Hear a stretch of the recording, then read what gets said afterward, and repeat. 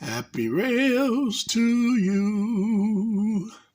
Welcome back, my friends. Happy rails to you. It's good to see you again. Thanks for watching the channel and the videos. Sometimes they go real fast and sometimes they're slow. Happy rails to you. Thanks for watching. Well, hello, welcome back, everybody. It's G-Man, My World 67. Well, I dug out the other day. I'm going through my boxes of junk trains and repairables, and I've been going through them off and on now for, I don't know, the last 2 or 3 months anyway. And I went through them the other day, and I finally got through the fourth box, or actually they're in bins, the fourth or fifth bin that I have under the layout. And I was getting through everything and sorting it out, deciding what I was going to fix, what I wasn't going to fix, what I was going to keep, what I wasn't going to keep. And I found my Santa Fe slope-back tender. Here it is right here. And this is one I wanted to use with my 310 that I just built, my 310 switcher.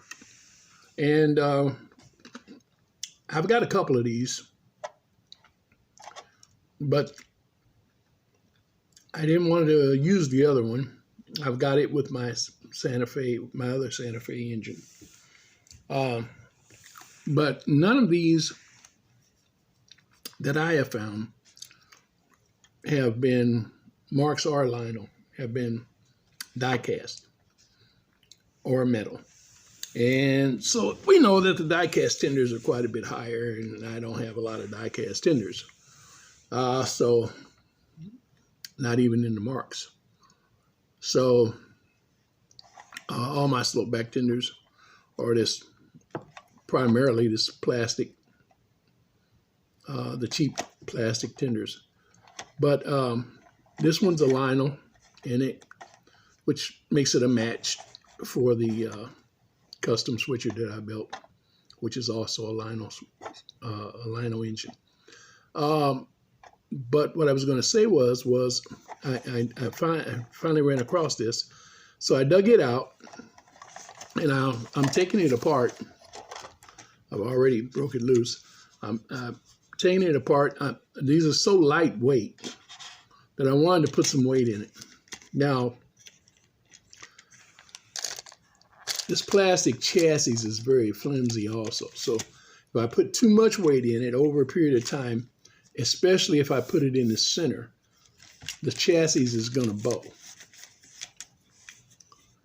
And it's going to have a low belly right there. And the wheels are going to tip up a little bit like that. And it's not going to be a pretty picture over a period of time. So I don't want that to happen. So I don't want too much weight in it, but I want just enough weight to make it pull easier and to keep it from swaying behind the engine if it's by itself, and to keep it from causing whatever cars I'm pulling, that first lead car, to come uncoupled. So that's about,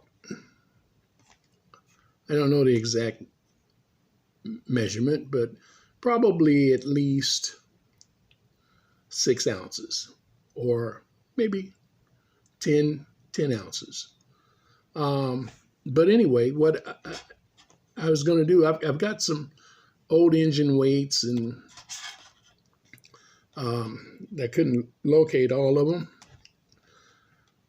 this evening. So I do have some O-gauge, large O-gauge wheels, and these are English. But these are also mid-size standard gauge wheels. Depends on what you're putting them on. But anyway, these weigh upwards of probably 3 ounces, something like that. And this one has the axle on it, which is even a little better. I'm going to put it, I was thinking about putting it on the front and putting this one on the back, which would be great.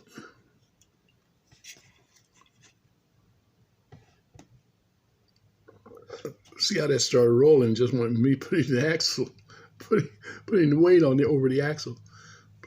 But anyway, thought about doing that. And then it's a good idea. I'm not using those for anything right now, but I thought about, well, suppose I do get a standard gauge engine in that needs this smaller mid-size wheel. So we're not going to use those. I did find one of my engine weights, and I'm going to put it on there. And I've got this little. This was actually an adjuster. And so it weighs about probably 2 ounces. I'm going to put it on there. But first, I'm going to use the handy dandy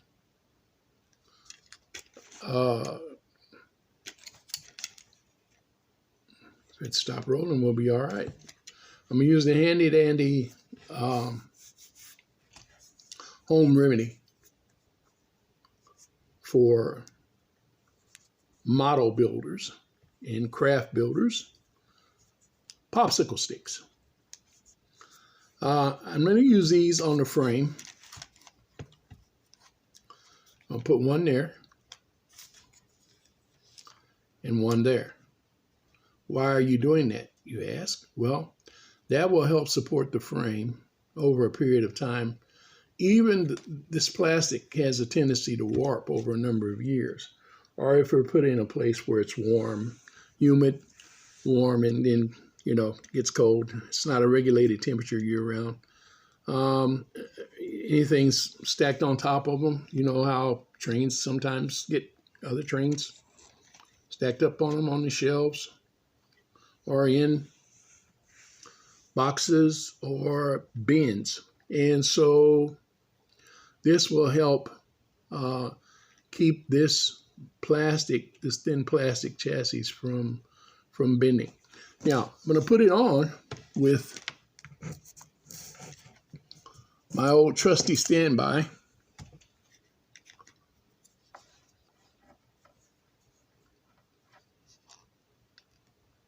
Hot glue.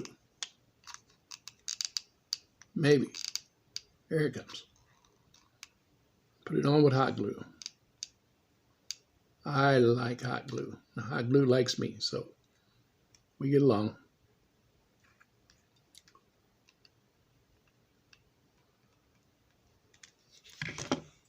And we'll put that down right there, as close to the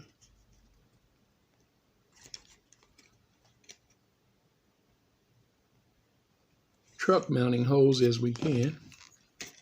Just going to put this on there real quick. Just lay a bead down here.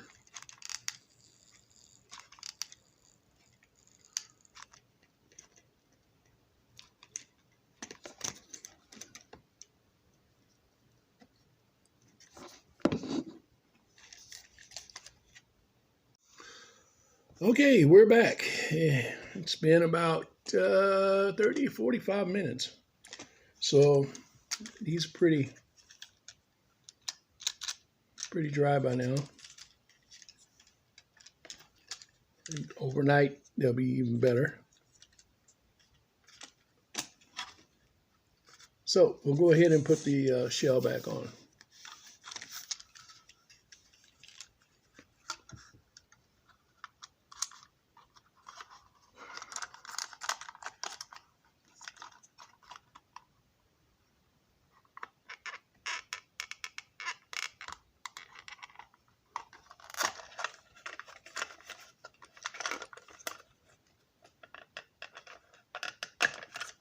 There we go.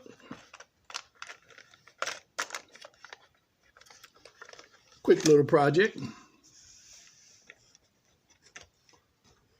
except for the drying time. I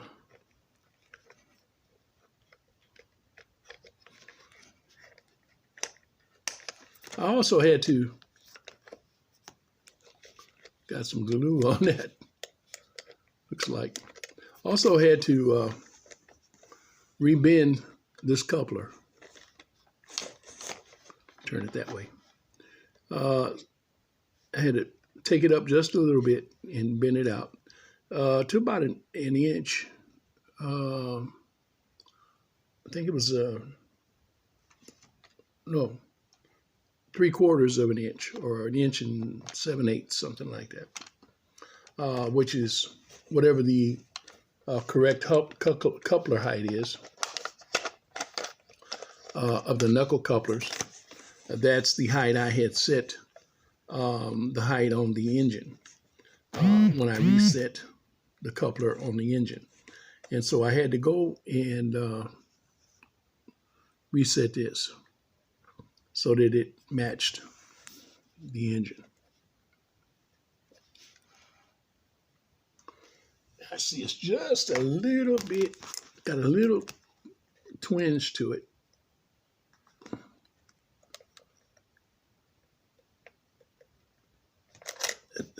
There, now it's flatter.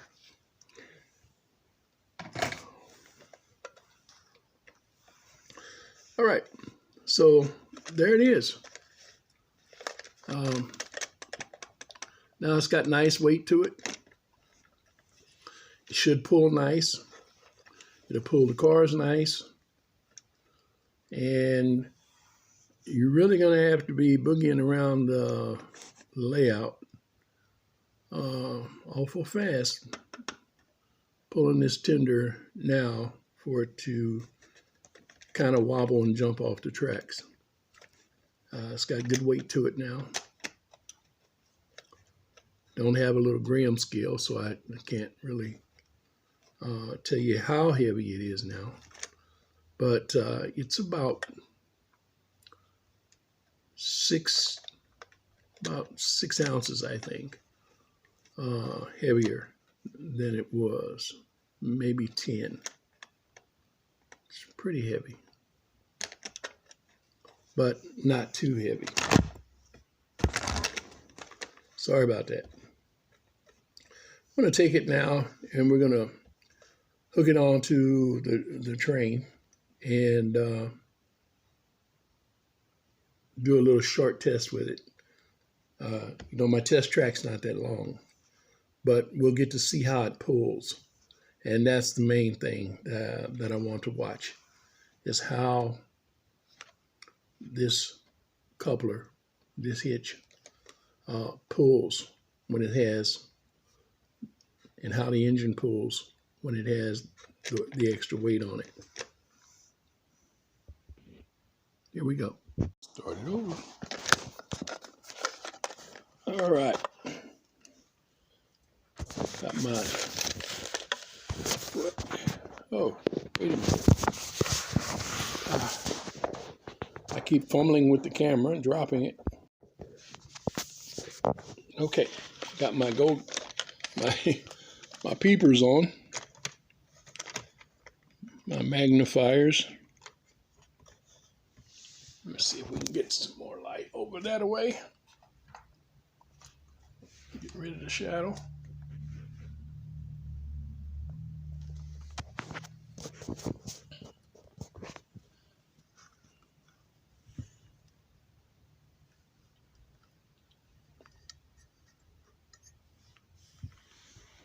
I'm in my own shadow.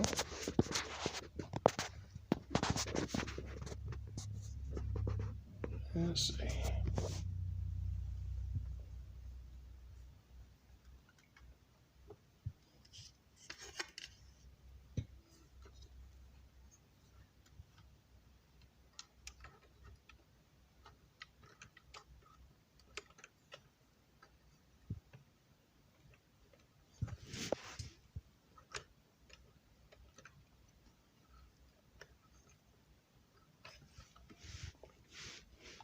Believe it or not, I actually can't see what I'm doing.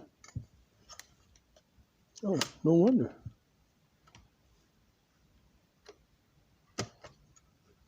I was in my own light. Okay, sorry about that. Oh, hold on. As you should be able to tell, this was not pre-planned. I just decided to do this evening. Okay. A real video. Here we go.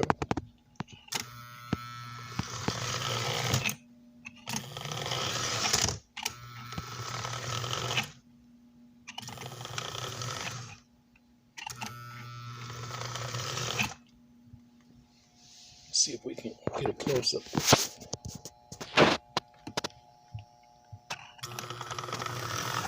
Looks good. Hardly any pull on it at all.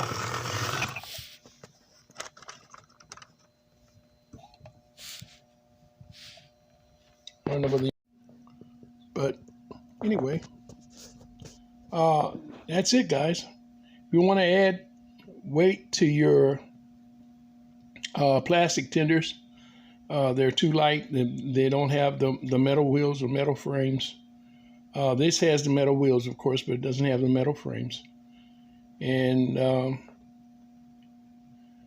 you have to do is pop your shell open and brace the frame and add your weight. Just don't put your weight in the center. If you do, make sure you've got those braces on the inside to support that weight. Keep it from bowing in the middle.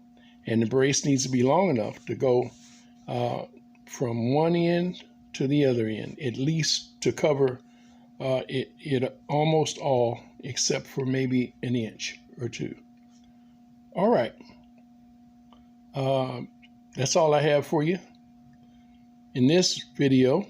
Just wanted to share that with you. My Santa Fe switcher is up and going. My 310, looking good. And as always, if you enjoy your toy trains or your hobbies, whatever they are, you should have happy rails. Remember, God loves you, and Jesus Christ is Lord. Bye-bye for now. This has been a Catzilla production. Happy rails. Until next time.